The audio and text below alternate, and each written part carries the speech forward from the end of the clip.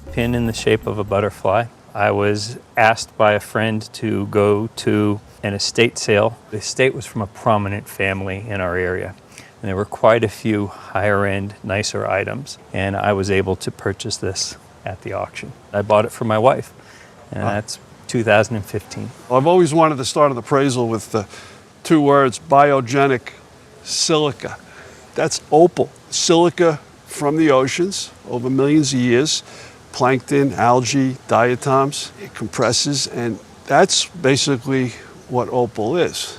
Now, opal is found in many, many places, but this type of opal, where you see all this fire and these flashes, most likely came from an area in Australia called Lightning Ridge. There's these huge deposits of this opal that they still mine to this day.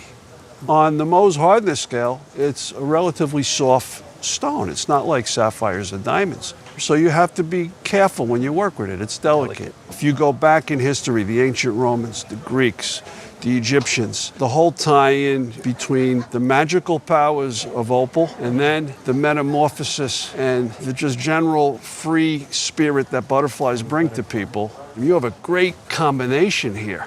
It became very popular in Victorian period, the mid-1800s, especially insects and bugs. Opals have sometimes been said to be bad luck. Oh, no. Have you ever heard that? No, I hadn't.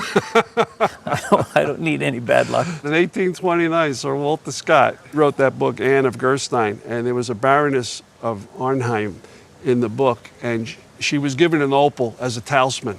Oh. And a drop of holy water falls on the opal loses its color, she dies. She dies. Great. So for a long time, people didn't buy opals. And Queen Victoria said, this is a bunch of nonsense. She bought a bunch of it for wedding jewelry, and she dismissed it.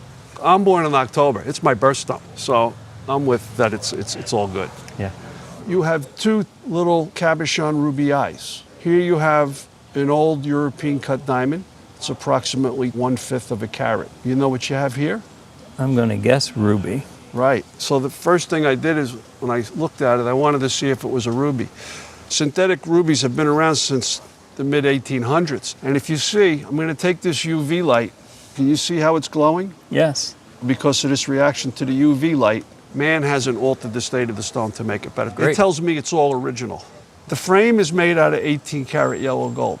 We can look up inside, and there's actually a mark up in there. I've been looking for a mark since 2015, and I couldn't find the mark. So it does say 18 karat. Okay.